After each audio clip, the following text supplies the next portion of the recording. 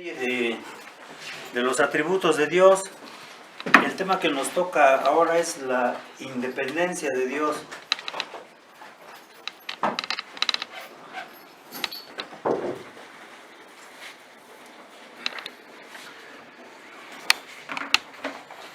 Busquen por favor en sus Biblias en 1 Corintios.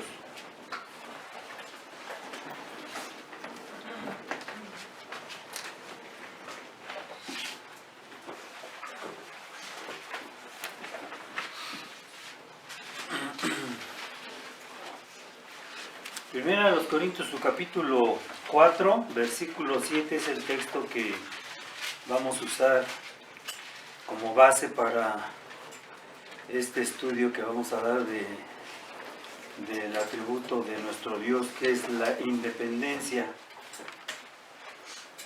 Bueno, cuando hablamos de la independencia quiere decir que, para que lo entendamos desde un principio, que Dios no depende de nadie, no depende de nosotros, como vamos a verlo. Ya lo tienen todos, segunda de Corintios, segunda de Corintios.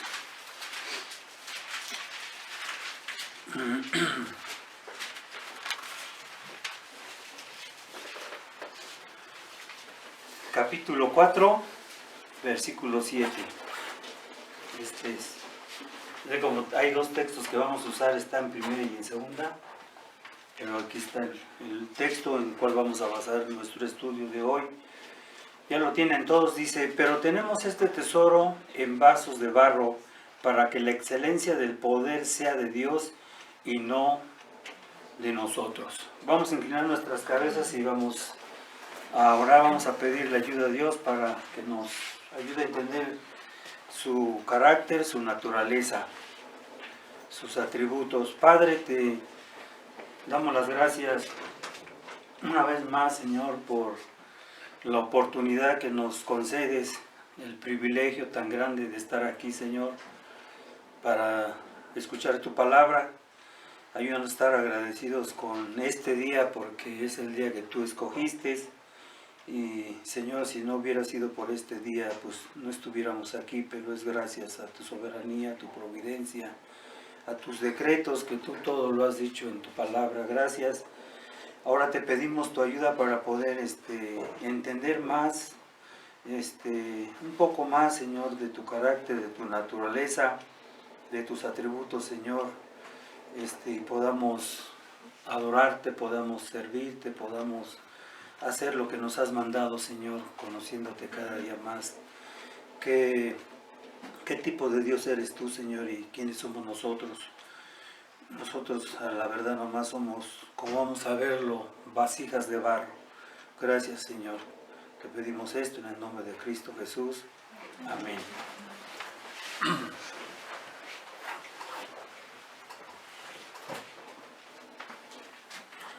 Dios,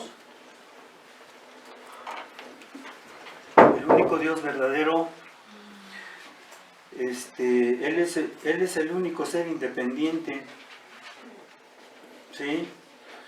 Como sabemos, es lo que nos dice la Biblia desde un principio. A veces hablamos de personas ricas, ¿no?, como seres independientes, pero fíjense bien, la realidad es que ninguna criatura es independiente. Solamente Dios es independiente. Y vamos a dar la definición de la palabra, ahora sí, independiente. Y tenemos aquí una definición del diccionario Webster. Tengo problemas con el inglés. Y define la palabra independencia de esta manera. Dice: no dependiente, libre, no sujeto al control de otros, no dependiente de otros, no subordinado, autónomo, soberano, no sujeto a contingencias, o en otras palabras, o a condiciones. Y eso es lo que quiere decir la palabra independiente. Y fíjense bien, esta palabra solamente aplica a Dios, no a nosotros, como vamos a verlo. Dios, repito, es el único ser a quien esta definición puede ser aplicada en forma absoluta. Ahora, la independencia de nuestro Dios no quiere decir, vean, por otro lado, que Dios no puede usarnos a nosotros, sus criaturas, para llevar a cabo su voluntad. Vean, eso no quiere decirlo, sino simplemente significa que Él no depende de nosotros y no nos necesita en realidad usarnos. No, como vamos a verlo, no nos necesita. Ahora, la expresión popular que dice, Dios cuenta con nosotros, vean, Dios cuenta con nosotros, le hace a Dios más débil que nosotros. No, hermanos, Dios no cuenta con nosotros. ¿Me explico? No. Dios puede, vean, usarnos para adelantar su causa, sí, pero lo hace a través de nosotros y poder hacerlo fácilmente sin nosotros. ¿Ves? Yo le decía a mi esposa, cuando estaba yo preparando ese estudio, me paré y le pregunté, hermana América, ¿tú crees que Dios puede usar un perro para llevar un folleto a una persona? ¿Ustedes creen eso? Sí lo puede hacer. Sí lo puede hacer. ¿Por qué digo esto? Porque no nos necesita. Como vamos a ver, no nos necesita. Pero por otro lado, Él en su misericordia y en su bondad nos usa. Vean, Dios no recibe poder ni sabiduría de sus criaturas. Nada, lo vimos en el estudio anterior. Vean, es lo que dice Romanos 11. ¿Se acuerdan que ahí nos quedábamos, no? En la doxología. Mi esposa me decía, no nos dijiste que es doxología. Doxología es alabanza a Dios. Muchas definiciones no las di por causa del tiempo, pero les dije, a ver si me preguntan los hermanos, yo les digo. Pero ese es lo que veíamos en el estudio anterior.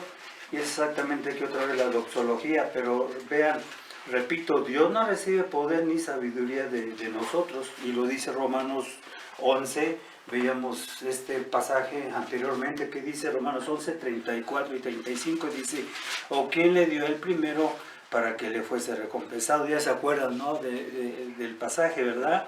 Dice, porque de Él y por Él y para Él, que dice, son todas las cosas, a Él sea, vean, la gloria por los siglos, amén. No a nosotros, es a Él. Es a Él al que le pertenecen todas las cosas, es a Él toda la gloria, y repito, y no a nosotros. Ahora, hablando de los predicadores, vean cómo vamos a conectar este atributo de Dios, su dependencia, lo vamos a conectar ahora con los predicadores. Con los predicadores, con los pastores, con los maestros, con los que tenemos algo no que ver con la enseñanza de la palabra de Dios. Vamos a ver dentro de este contexto vamos a ver este atributo de la independencia de Dios, y en este caso vamos a hablar de los predicadores. El apóstol San Pablo dice, vean aquí mismo, 2 de Corintios 4, vean el versículo 7. Yo ya me moví, pero vamos a estar yendo y viniendo en este texto, en este pasaje de Corintios. Pero vean ahora lo que dice el versículo 7. Vean, conectando, ¿no?, la independencia de Dios con los predicadores.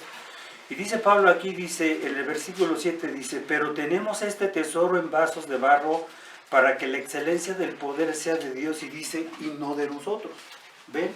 El Evangelio es proclamado por labios de barro.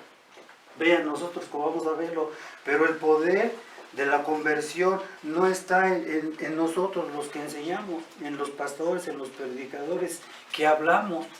No, en este versículo nos muestra un doble contraste. En primer lugar, el tesoro que nos menciona aquí, la palabra de Dios. Este tesoro, ¿cuál es? Se refiere a la luz del Evangelio, a la lumbre del Evangelio. Es lo que nos dice, vean el versículo 6 que está arriba. Dice, porque Dios que mandó que de las tinieblas resplandeciese, ¿qué? La luz. Es el que resplandeció en nuestros corazones para iluminación del conocimiento de la gloria de Dios en la faz de Jesucristo. ¿Ven? Ahora, y las vasijas de barro sin ningún valor, que somos nosotros, como vamos a verlo. Por un lado, tenemos nosotros este tesoro en vasijas de barro. El tesoro es el tesoro del Evangelio, y nosotros somos esas vasijas de barro, como vamos a verlo, que no somos sin valor. En segundo lugar, el poder sobrenatural de Dios y la debilidad humana. En primer lugar, la primera de estas cláusulas, nos habla de un hecho y la segunda resulta en un propósito logrado, como vamos a verlo. Ahora, en primer lugar, dice Pablo, pero tenemos este tesoro, vean el versículo 7 que estamos analizando, dice en vasijas de barro. La frase, pero tenemos, vean, se refiere Pablo a qué. Vean, se refiere no a Pablo solamente, sino a todo aquel que haya recibido y tomado posesión de las buenas de salvación. Vean, no vayan a pensar ustedes, como lo estamos tocando este tema, de que tenemos el tesoro, ¿no? Todos lo tenemos, también ustedes lo tienen. No tan solo los predicadores, no tan solo los maestros, no tan solo los pastores, sino todos los tenemos, como estamos viendo, todos los que reciben a Cristo, todos los que creen en Cristo, todos los que reciben las buenas nuevas de salvación. Este tesoro consiste en el mensaje del Evangelio que hemos recibido de quien, como dice Pablo en el versículo 6, de nuestro Señor Jesucristo. Y el apóstol Pablo nos dice que este mensaje es un don, que no tiene precio y que llevamos donde quiera que vayamos como vasijas de barro. Yo aquí estoy como una vasija de barro. Estamos todos aquí presentes. Vean, me viene a mi mente cuando predicaba Spurgeon en una ocasión, dice que sus piernas chocaban una con la otra predicando el Evangelio de Cristo. Imagínense, el príncipe de los predicadores. Así le sucedía a él, así sucede. Es lo que somos. Sí, vasijas de barro. Y usa la ilustración Pablo que toma de la vida diaria, las vasijas de barro, vean. En estas vasijas se guardaba, dicen los historiadores, fíjense bien, en las vasijas de barro, comentan los comentaristas, que se usaban para guardar cosas de valor y no de valor, como pudieran ser líquidos, podría ser comida, sean lámparas y todo esto. Pero esto es lo que aquí Pablo nos menciona hablando de las vasijas, ¿no? Que toma esta ilustración el apóstol Pablo para hablarnos, ¿no? De estas cosas, ¿no? Que la verdad no valían nada, como lo acabamos de comentar. Dado que los jarros, vean, las ollas, las vasijas se hacían de barro, eran muy frágiles, ¿sí? Se rompían tan fácilmente y debido a esto eran artículos baratos y descartados muy fácilmente. Y exactamente eso es lo que somos, vean, en ese sentido, en este contexto, para que no se me malentiendan. Somos barro y nada más a la luz de todo esto, ¿no? Ahora, los rabinos judíos solían decir, es imposible guardar el vino en vasijas de oro o de plata, pero vean, pero sí se podía ver en el más humilde de los contenedores de vasijas de arcilla. Ahí sí se podía guardar el vino. ¿Se acuerdan cuando Cristo convirtió el agua en vino? Habían unas tinajas ahí, ¿verdad? Y allí era donde los judíos guardaban su vino. No lo podían guardar en un recipiente de oro, en un recipiente de plata. Pero vean las ideas, ¿no? De modo semejante, las palabras de la ley solo las pueden guardar quienes, al que sea el más humilde. Para él el contraste del único incomparable valor del Evangelio con lo barato, con lo frágil, con las vasijas de barro, es muy importante, vean. Enfatiza no tanto, vean, la fragilidad de las vasijas en este pasaje que estamos viendo, en este versículo, Pablo, sino más bien su contenido, y es a saber qué es lo que da la honra y la gloria, es el tesoro. Es el tesoro, vean, no somos nosotros, no somos las vasijas.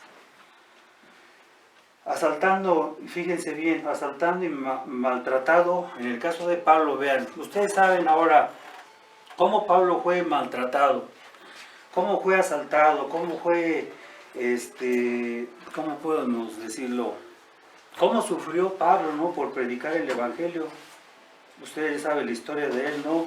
En muchas ocasiones el propio Pablo en su cuerpo era prueba viva de fragilidad personal y de inminencia de muerte. Constantemente Pablo lo estaban persiguiendo donde quiera que iba. Y esto lo podemos ver, vean, en 2 de Corintios, aquí mismo, capítulo 5, versículo 1, hablando de las persecuciones que él padecía, de lo que él sufría, nos dice aquí en esta carta lo siguiente. Dice, porque sabemos que si nuestra morada terrestre, este tabernáculo se deshiciere, tenemos, que dice, de Dios un edificio, una casa no hecha de manos, eterna, que dice, en los cielos. Vean. Ahora, por esta razón Pablo usa el ejemplo de la alfarería, del barro. Lo que ilustra es que vean, la mente y el cuerpo, nos ilustra, pero en el cuerpo, la mente, el alma, con estas ideas que somos frágiles en estas cosas, como vamos a verlo, ¿no? Y él mismo dirige la atención al lector vean, hacia el alfarero que es Dios, y él es el que modela estas vasijas, las vasijas que han de servir ¿para qué? Para sus propósitos nobles y comunes. Y esto lo podemos ver ahora en Romanos, cómo Dios es el que escoge a estas vasijas, Él es el que las modela, Él es el que hace en ellos estas cosas. Y aquí nos dice Pablo en Romanos 9:1, que dice, verdad digo, en Cristo no miento, que mi conciencia me da testimonio en el Espíritu Santo. Vean. Ahora pasen al Antiguo Testamento en Isaías 29:16. Isaías 29:16, por favor. Vamos a ver otro ejemplo más de cómo el modelador hace de las vasijas de esta manera. Nos dice aquí Isaías 29:16 lo siguiente, ¿ya lo tienen?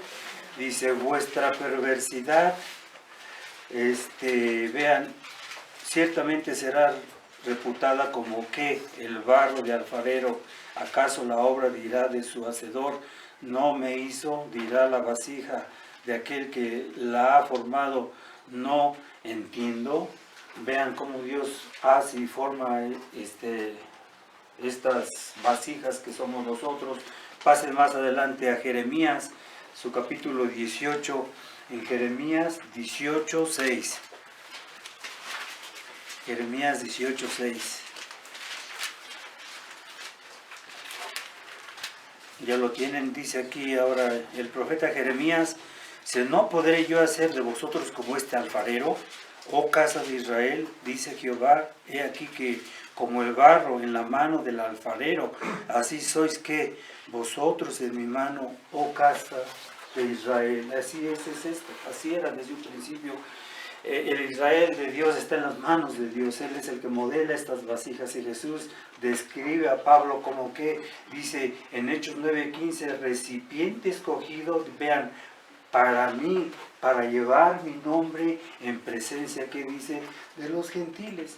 Y cité esta versión porque tengo la versión de King James versión, y es lo que dice, pero es de Hechos 9:15, vean cómo Dios escogió a este recipiente, es vasija, a Pablo para llevar su nombre delante de los gentiles. En segundo lugar, vean, vuelvan otra vez a Corintios, rápidamente.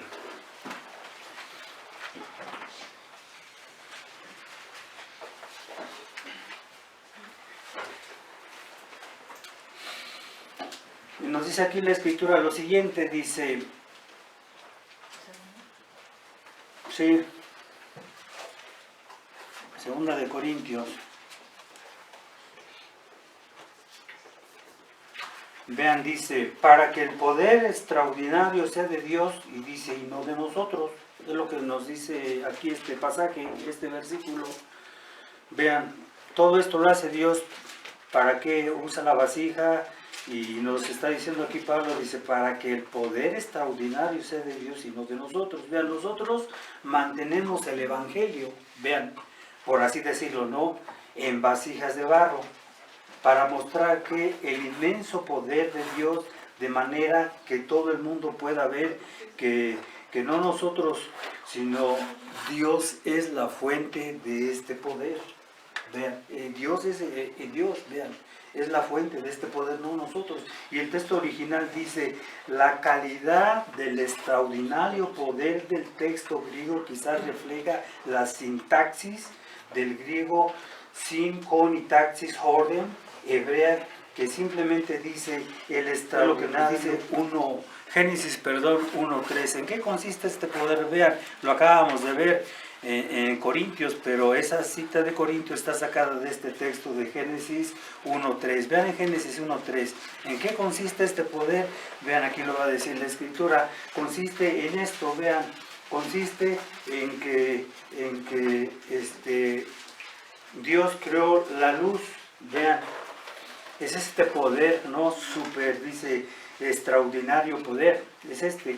Ya lo tiene Génesis 1:3, ¿qué dice? Y dijo Dios sea la luz, ¿y qué? Y la luz fue hecha. Es esto. Y viene de la cita de 2 de Corintios 4:6, que estamos viendo el texto. Ahí es donde estamos, ¿sí?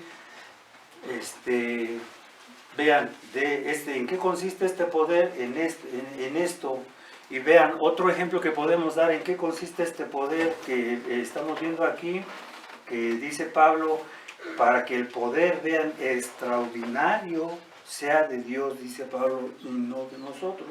Este poder también Dios lo usó cuando sacó a su pueblo de Israel. Y esto lo podemos ver en el Antiguo Testamento. Ahora pasen a Éxodo 3, aquí está descrito en Éxodo 3, por favor, versículos del 7 al 10. Aquí se ve este poder de Dios desplegado en la liberación del pueblo de Israel de Egipto. Ya lo vimos en la creación, ahora lo vamos a ver en la liberación del pueblo de Israel. Ya lo tienen todos. Éxodo 7, Éxodo 3, versículos 7 al 10. ¿Ya lo tienen? Y dice aquí lo siguiente, vean, dijo luego Jehová, bien, he visto la aflicción de mi pueblo que está en Egipto y he oído su clamor a causa de sus exactores, pues he conocido sus angustias y he decidido para librarlos de la mano de los egipcios y sacarlos de aquella tierra a una tierra buena y ancha, y a tierra que fluye leche y miel, y a los lugares del cananeo, del eteo, del amorreo, del fereceo, del heveo y del jebuseo. El clamor, pues, de los hijos de Israel ha venido delante de mí, y también he visto la opresión con que los egipcios los oprimen. Ve, por tanto, ahora, y te enviaré a Faraón para que saques de Egipto a mi pueblo, los hijos de Israel. O sea que hay una combinación, ¿no? Porque muchos dicen que la Biblia se contradice. Bueno, sacó Dios a Egipto, fue Moisés, los dos. Pero ¿de quién es el poder? De Dios, no de Moisés. ¿Ves? Hay una combinación, o sea, Dios es dependiente, sí lo vimos. Aquí más lo podemos ver en este ejemplo, pero ¿de quién viene el poder? Pablo dice, no es de nosotros, es de Dios. Y aquí el poder de Moisés, no, el poder de Dios que sacó a su pueblo de Egipto. Ese es el ejemplo que levantó. Ahora vean, ¿cómo podemos, en qué consiste este poder? Lo dice la Escritura también en otro ejemplo. Es el mismo poder que levantó a Jesús de entre los muertos. Romanos 1:4, por favor, vuelvan al Nuevo Testamento. Este poder es de Dios, depende de Dios y es de Dios. En Romanos, por favor. 1:4.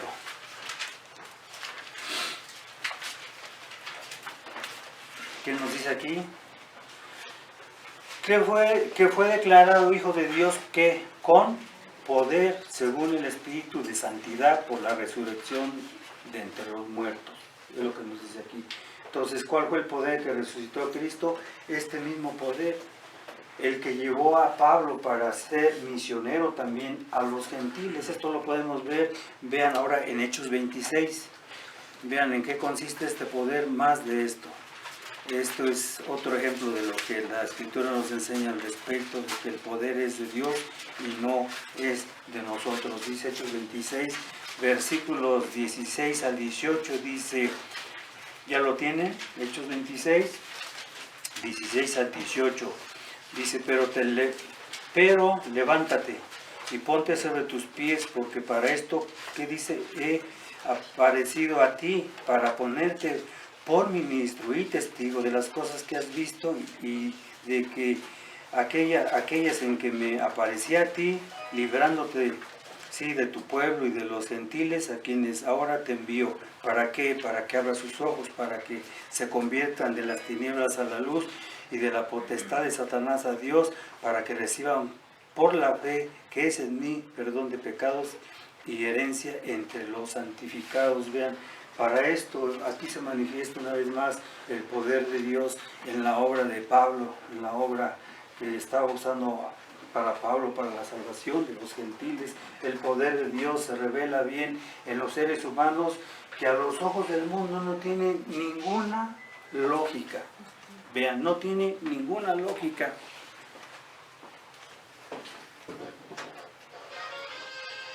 Por ejemplo, ninguna lógica. Por ejemplo, un grupo de pescadores incultos, vean, siguió a Jesús y llenos del Espíritu Santo llevaron el Evangelio hasta los confines de la tierra. Eran hombres insignificantes. Estos hombres decían, ¿se acuerdan cuando Pedro estaba predicando en Hechos? Decía, este hombre es Galileo, y hasta lo juzgaban, ¿no? Como juzgaban a Pedro, y les decían, ¿no?, que estaban borrachos anunciando y predicando el Evangelio, pero Dios los usó. Hombres pescadores, hombres insignificantes, hombres incultos, sí, pero vean lo que hizo Dios con ellos. Esto lo podemos ver aquí, por ejemplo, en Hechos 1:8. ¿Qué era lo que tenía? ¿Por qué tenían éxito estos hombres? Era el poder de Dios en ellos. Era el poder de Dios en ellos. ¿Qué dice en Hechos 1:8? Pero recibiréis, ¿qué? Poder, vean, cuando hayan venido sobre vosotros, ¿quién? El Espíritu Santo, y me seréis, ¿qué? Testigos en Jerusalén, en toda Judea. Vean, da una lista de lugares, en Judea, en Samaria, ¿hasta dónde? Hasta lo último de la tierra.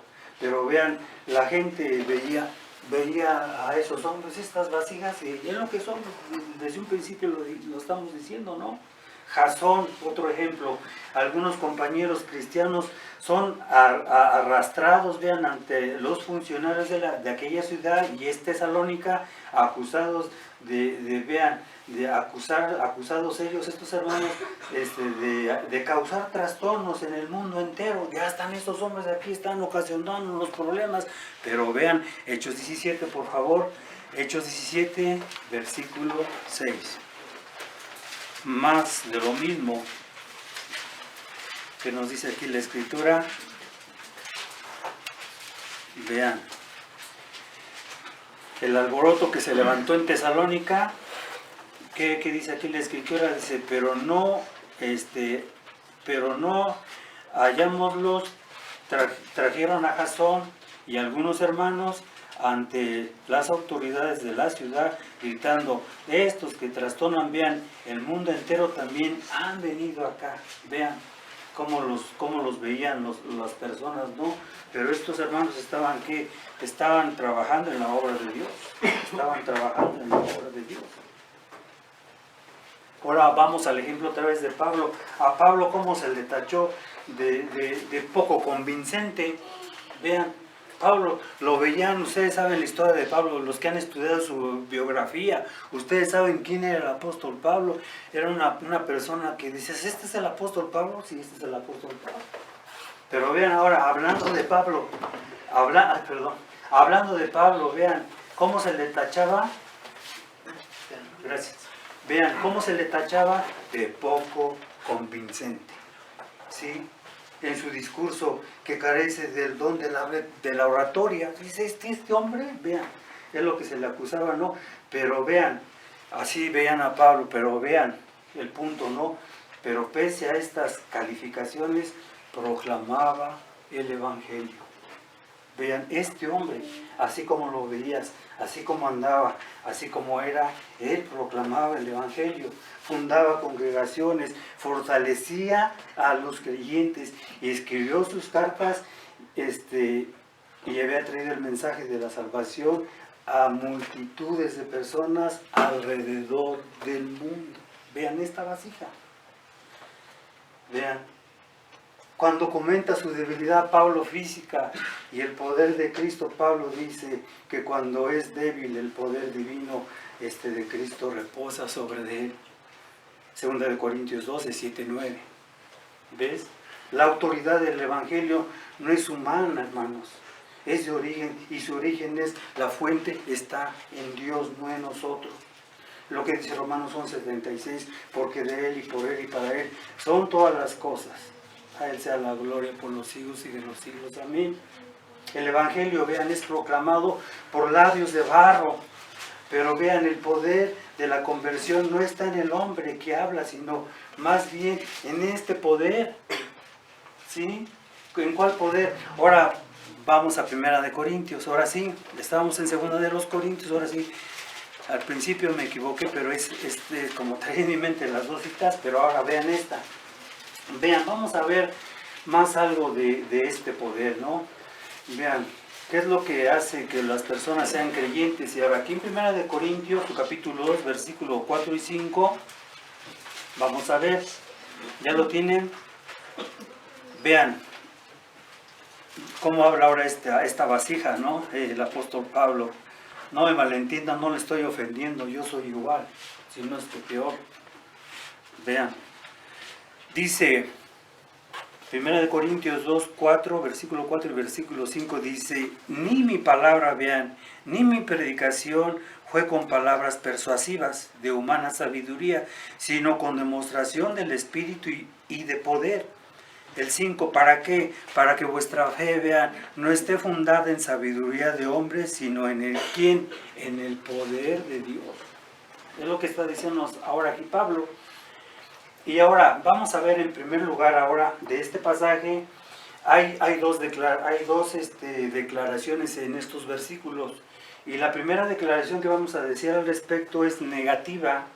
Y nos dice, vean, Jesús nos entrega al predicador la exigente tarea y obligación de predicar el Evangelio, y ningún predicador debería confiar en que su propia inteligencia y habilidad le dará la victoria. No debemos, yo no vengo a este lugar con esa actitud, nosotros no debemos venir con esta actitud de que confiar en nosotros mismos, en nuestras propias palabras, no, como dice Pablo, no. Pablo afirma que ni su discurso ni su predicación fueron en palabras persuasivas, ¿sí? De sabiduría. Repite y lo subraya y dijo, esto ya lo había dicho en el versículo 1 de 2.1, dice: así que hermanos, cuando fui a vosotros para anunciaros el testimonio de Dios, que dice, no fui con excelencia de palabras o de sabiduría. Vean cómo se presenta Pablo, dice, no, ya lo dijo antes en el 2.1, ya lo había dicho y lo voy a repetir en 4.5. Solo que ahora las palabras discurso y predicación adquieren un todo personal por medio del pronombre mí. Vean. Y usa, vean, estas palabras, ¿para qué? Para referirse al mensaje del Evangelio. Esto lo podemos ver aquí, vean, en 1 Corintios 1:18, que dice: porque la palabra de la cruz es locura a los que se pierden, pero a los que se salvan, esto es, a nosotros es poder de Dios. Es lo que nos está diciendo a la predicación del Evangelio. Pregunta: ¿qué trataba Pablo de comunicar? ¿Qué trata Pablo de comunicarnos a nosotros? Vean, porque cuando Pablo, vean, estaba delante del rey Agripa, vean qué es lo que nos está enseñando, qué es lo que nos quiere decir, y esto lo podemos ver en Hechos 26, por favor. Vean qué es lo que está aquí de por medio, es todo el mensaje de la predicación de la palabra de Dios. Aquí lo vemos ante el rey Agripa y vemos en Hechos 26, versículos 27 y 28. Vean lo que dice: ¿crees, oh rey Agripa, a los profetas? Yo sé que crees. Entonces Agripa dijo a Pablo, por poco, y dice: ¿me persuades a qué? A ser cristiano. Vean, fue capaz de presentar el Evangelio en una forma muy persuasiva. Vean, o con palabras escogidas, Pablo, no. Porque dice, por poco y me persuades, no, ya sabemos que no. no podemos persuadir a nadie, ¿no? Solamente Dios puede hacer estas cosas para que lo veamos. Sin embargo, en este contexto se niega a explicar su mensaje en persuasivas palabras de sabiduría, con lo que sugiere, vean, que su sabiduría no tiene un origen, lo vuelvo a repetir, humano, sino que viene de quién, de Dios. La segunda declaración que nos dice este pasaje, vuelvan otra vez a 1 de Corintios, por favor, 2, vean, que vamos a ver ahora la segunda declaración. Ahora la segunda declaración aquí es la siguiente. Vean, es la positiva, ya vimos la negativa, ahora vamos a ver la positiva. Ahora viene la afirmación positiva, signo en demostración. Vean cómo dice Pablo, dice del Espíritu y de poder. Pablo escoge tres palabras aquí en este pasaje, tres palabras claves, ¿para qué? Para exhibir el poder espiritual que está a disposición de los predicadores de la palabra de Dios. Vean, en nosotros en qué nos apoyamos, en este poder de Dios, no en nuestras propias palabras persuasivas. Esto lo debemos entender nosotros y también ustedes que evangelizan, porque mucha gente piensa eso, ¿no? Me quiere convencer, ¿no? En un sentido no y en otro sentido sí. Ustedes deben de saber estas cosas, hermanos, cómo funciona el mecanismo de estas cosas de la prédica del evangelio. Y si hay dudas, pues luego lo podemos comentar, ¿no? Pero no sé si me explique. Pero vean, aquí lo que estamos viendo, ¿no? Pablo, repito, escoge estas tres palabras para exhibir el poder espiritual que está, repito, a nuestra disposición. Y la primera palabra es la palabra que usa aquí demostración en el pasaje. ¿Qué significa esta frase demostración? Vean, la palabra demostración era un término que las cortes de justicia usaban ¿para qué? Para referirse a los testimonios.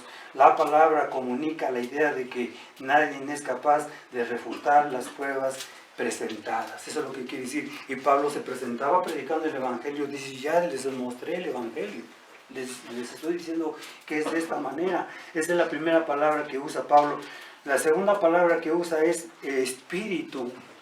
Vean, la palabra espíritu. ¿Y qué significa hasta ahora esta palabra espíritu? La que ahora aparece por primera vez en esta carta, vean, a los Corintios. Debe saber que su nacimiento, Pablo les está explicando aquí, ustedes hermanos deben de saber, Corintios, que su nacimiento fue un nacimiento que es espiritual, es la obra del Espíritu Santo. Es lo que dice 1 Corintios 2:13, es lo que dice 1 Corintios 6:19, y en sus dones espirituales, él sabía que que los creyentes de Corintios tenían dones espirituales, y de dónde los habían recibido, del Espíritu Santo, son obras del Espíritu Santo. Eso lo dice aquí en 1 Corintios 12:11, lo quieres apuntar, tenía evidencias en ellos mismos. Ellos se debían de dar cuenta que por eso hablaba de esa forma. Vean toda la obra que estaba en la iglesia de Corinto. Ese es el punto. La tercera palabra, y es la última, que significa poder. En el Nuevo Testamento se asocia frecuentemente esta palabra con la persona, vean, del Espíritu Santo. Por ejemplo, Jesús dijo a los apóstoles que recibirían poder cuando el Espíritu Santo descendiere sobre ellos en el día de Pentecostés. Y eso lo podemos ver, vean, lo vimos hace un rato, pero lo vamos a volver a ver otra vez. Es en Hechos 1:8, vean, ellos recibieron ese poder. ¿Para qué? Para poder predicar, como dice el hermano Tomás, cómo se paró el apóstol Pedro como un león, ¿no? ¿Por qué? A predicar. Primero estaban bien amilanados de que Cristo ya se había muerto, según ellos, estaban bien ahí deprimidos, pero vean después de esto, qué es lo que sucede, ¿no? Qué es lo que les pasó, y sobre todo a Pedro. Es una larga historia, ¿no? Dice, no, ya me retiro del apostolado, me voy a pescar y todo eso. Pero vean, en Hechos 1:8, ¿qué dice? Pero recibiréis poder cuando haya venido, ¿qué? Sobre vosotros el Espíritu Santo, y me seréis, ¿qué? Testigos en Jerusalén, en todo Judea y Samaria, hasta el último de la tierra. Y no es cierto que lo que pasó, lee Hechos 2, ¿o no es cierto? De ahí en adelante, como les decía ayer a un matrimonio que estábamos hablando en la noche, de ahí vemos ¿Cuántos habían primeramente en la iglesia primitiva? 120 personas. Después, ¿cuánto hubo? 3000 fueron añadidas a la membresía de la iglesia. ¿Pero debido a qué? ¿Debido a la elocuencia de Pedro de ellos? No. Debido al poder de la predicación de la palabra de Dios. Es lo que estamos viendo aquí. Vean en Lucas 24:49. Lucas 24:49. De este poder. Dice: aquí yo os enviaré la promesa de mi Padre sobre vosotros, pero quedaos vosotros en la ciudad de Jerusalén hasta que seáis investidos ¿de qué? De poder. ¿De dónde? Desde lo alto. Vean otra vez, aquí está la promesa. Ya se las había dicho. Ya se las había dicho, aquí está. Vean, el poder de Dios. ¿Sí? Uno de sus vean, en una de sus epístolas de Pablo lo podemos ver más manifestado este poder. Vean ahora en primera a los tesalonicenses. Este ejemplo está por todos lados, ¿no? Cómo eran llenos del poder de Dios. En esta epístola de aquí de los tesalonicenses, ya lo tienen. Primera Tesalonicenses 1:5, ¿qué dice? Vean. Pues nuestro evangelio, ese es el tema, ¿no?, de todo, y la independencia de Dios. Dice, pues nuestro evangelio, dice, no llegó a vosotros en palabras solamente, vean, sino también en qué, en poder, en el Espíritu Santo y en plena qué, certidumbre, como bien sabéis, cuáles fuimos entre vosotros por amor que de vosotros. ¿Cómo les llegó el evangelio? Con poder.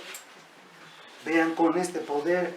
Ahora, aunque la expresión poder, vean, tiene diferentes connotaciones, pero aquí vean, muchas veces apunta, o sea, en otros lugares, en otros versículos, apunta que esta palabra poder, vean, a milagros, pero aquí en su sentido mucho más amplio, vean a qué se refiere la palabra. La palabra aquí en este texto en Tesalonicenses denota, vean, lo siguiente, denota la mano, vean, de Dios que se extiende para actuar con poder y a maneras diversas a través del apóstol. Eso es lo que quiere decir en este versículo. Eso es lo que hacía Dios con estas vasijas. Eso es lo que hace Dios con cada uno de los escogidos, con cada uno, ya sean, vean, no te desanimes, hermano. Tú puedes tener este poder, ustedes que son creyentes. No a pensar, es que nada más es para Tomás, el pastor Moisés, Juan Puga, no. Está disponible, vean, para todos. No necesariamente para los que predicamos, o sea, no, también para los que evangelizan. ¿O cómo van ustedes a evangelizar con su propio poder? No. No, tenemos disponible, ya lo dijimos hace un rato, este poder de Dios. Pablo exhorta a los corintios, vean, a que abran sus ojos, vean, y yo lo que quiero que ustedes hagan también. Yo les exhorto a ustedes a que abran sus ojos espirituales, a que por sí mismos vean que Dios, vea, está obrando en ustedes a través de qué, de su poder y del poder del Espíritu Santo. Eso es lo que yo quiero que vean.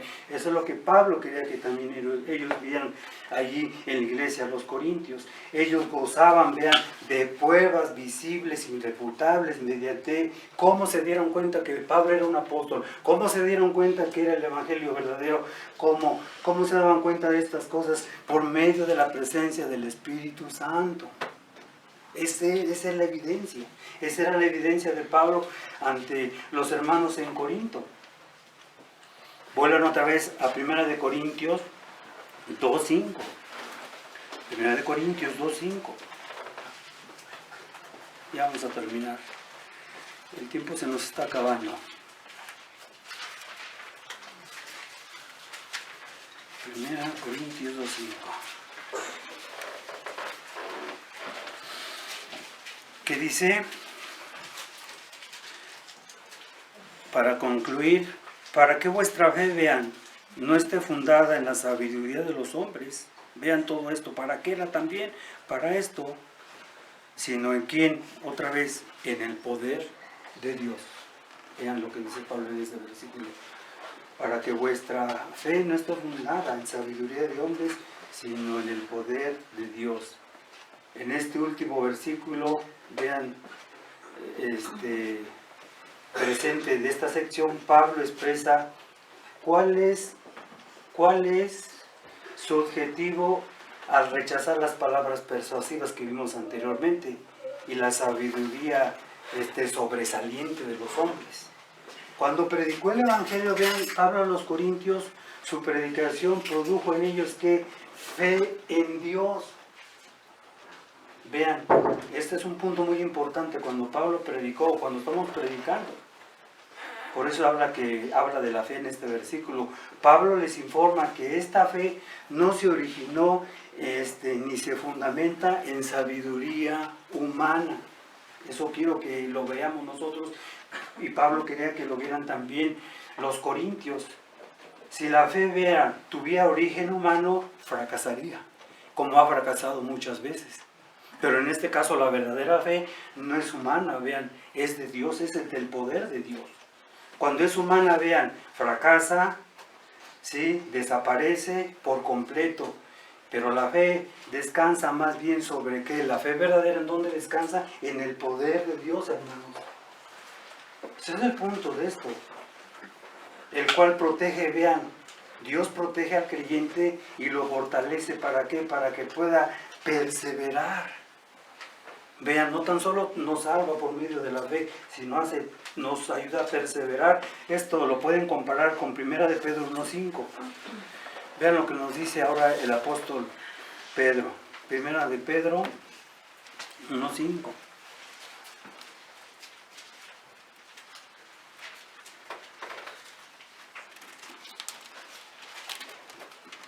Y dice aquí lo siguiente: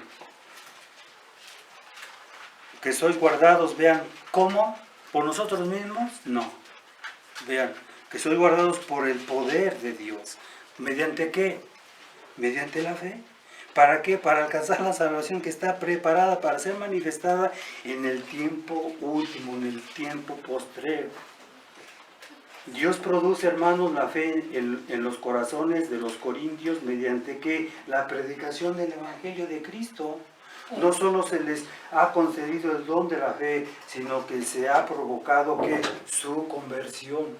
Vean, el Evangelio, el poder, todo esto ha hecho todas estas cosas, hace todas estas cosas.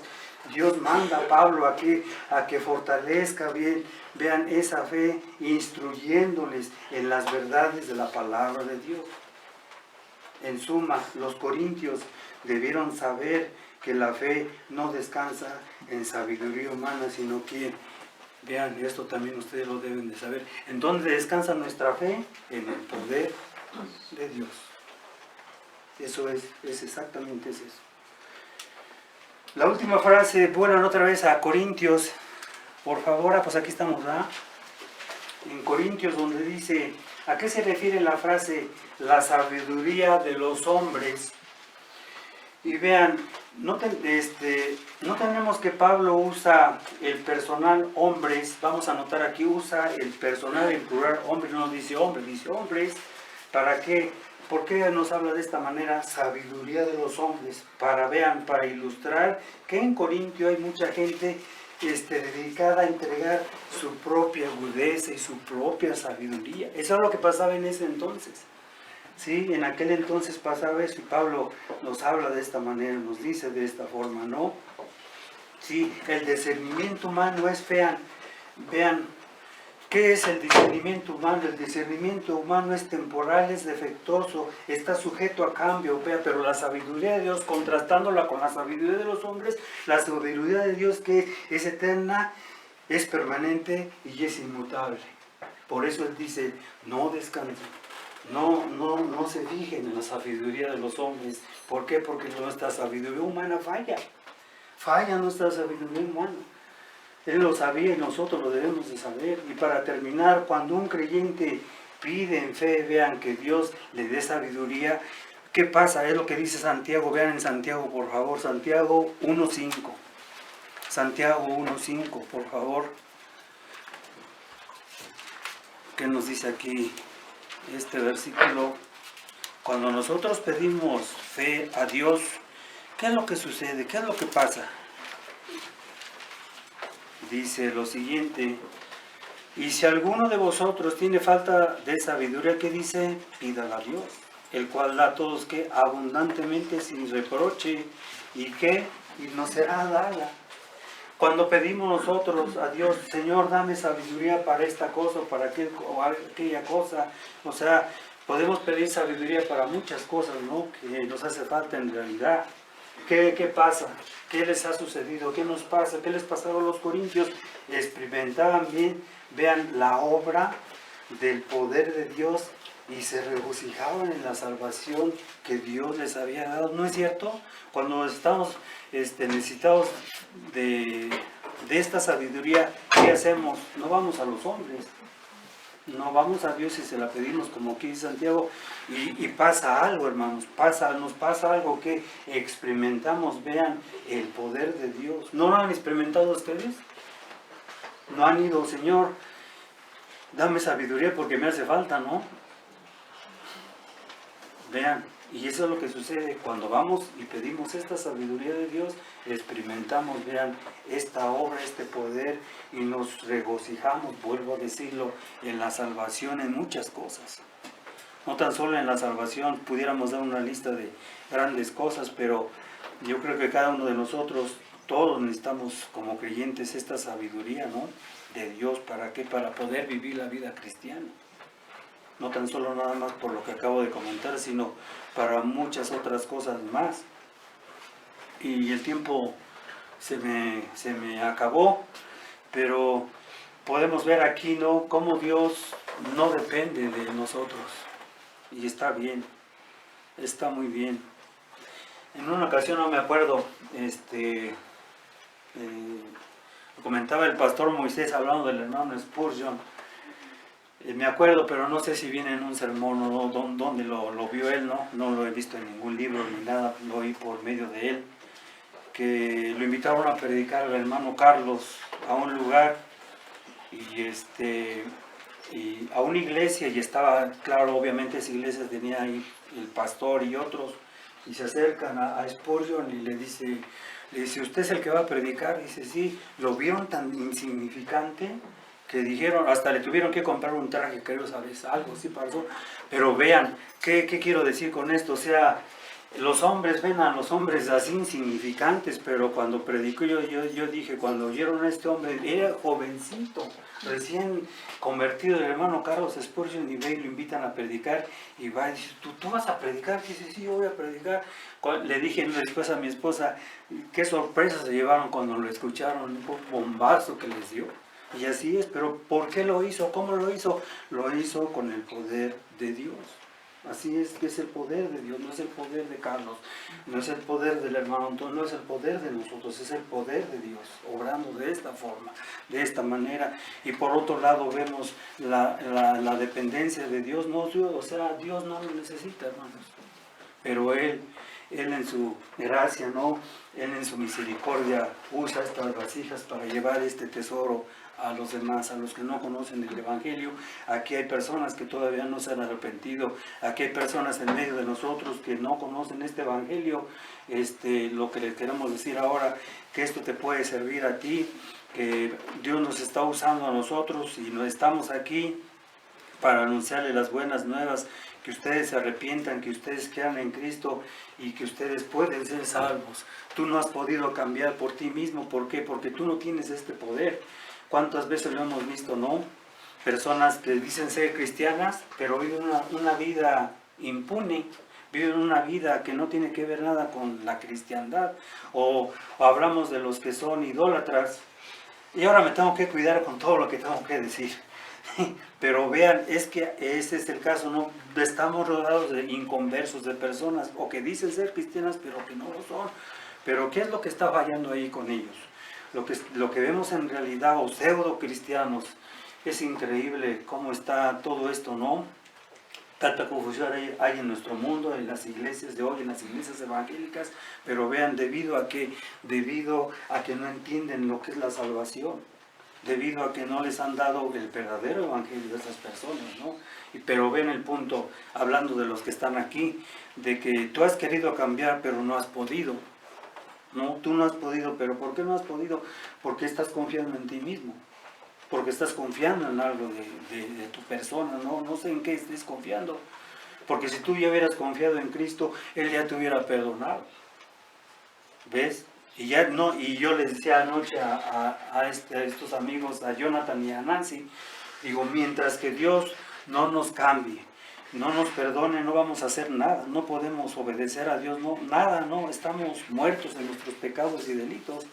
Pero ¿qué es lo que se necesita hoy en día? No es una reforma, como muchos dicen, no, tienes que reformar a la persona, o tienes que hacer aquello, tienes que hacer esto, no, nada de esto. Lo que la persona necesita es escuchar el Evangelio verdadero de Dios, y que creer en Él, creer en el Señor Jesucristo, y serán salvas.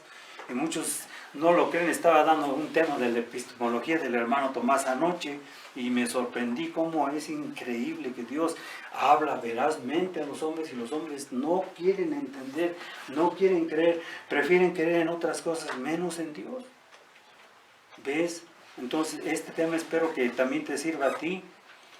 Ve, que les sirva a las personas que no son todavía convertidas, que no son creyentes, que por medio, vean, de este evangelio, que por medio de este poder, que tú lo busques, y también está a tu disposición, vean, no tan solo de nosotros, sino también de ti. Es cuestión de que tú busques a Dios, es cuestión que tú vengas a este evangelio y lo creas.